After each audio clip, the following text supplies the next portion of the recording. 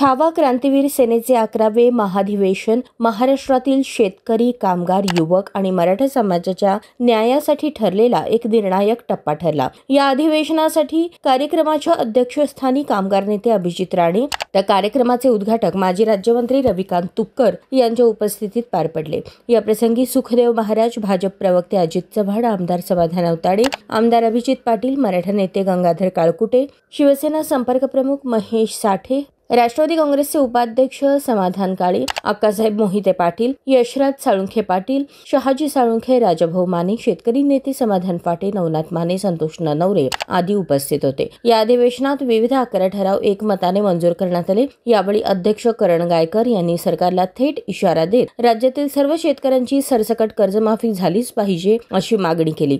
अधिवेशन यशस्वी करण्यासाठी राज्यभरातील छावा सैनिकांसह छावाचे सोलापूर जिल्हा प्रमुख दत्तात्रय जगताप, मंगेश सागर, महेश जाधव, संदीप झांबरे, नितीन थिटे, सागर कुरमुरे, प्रणव शिंदे, विशाल शहा, शुभम खेडकर, संदीप खेडकर, सौदागर कोल्हे, सीताराम पाटील आदींसह अनेक जण उपस्थित होते।